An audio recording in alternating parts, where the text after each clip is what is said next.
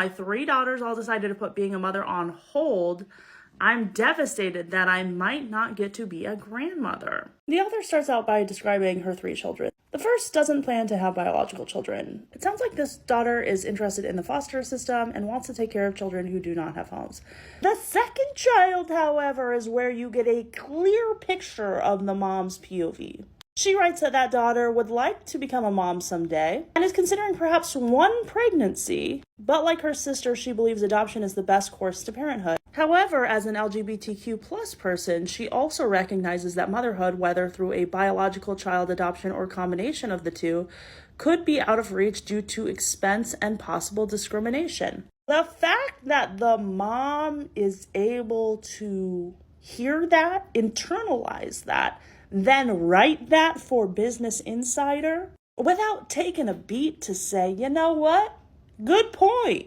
Maybe I should just process my feelings in therapy instead of writing them down for Business Insider. That leaves her with one child who seems content, at least at this stage, to pursue having a family the old-fashioned way eventually. Okay, so then what's the problem? He goes on to write, they're pursuing careers in highly competitive fields which won't allow time to grow a family for several of their most fertile years.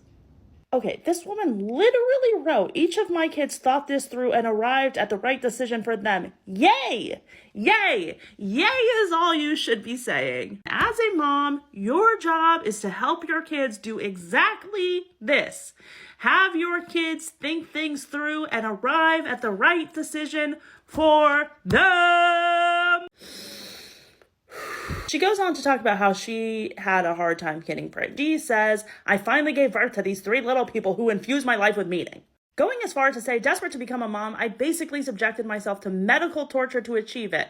Wow, I wish that we did not make women feel like they have to go through medical torture to have meaning in their life, because you don't need to go through medical torture to have meaning in your life.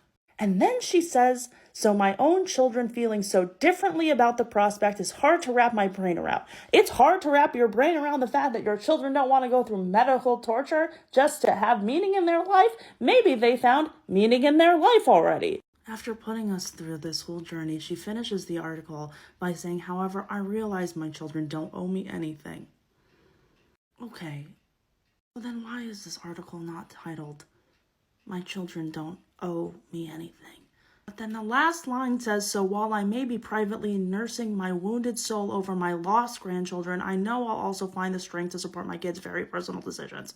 Ma'am, what lost grandchildren? It sounds like almost every one of your children is gonna have children.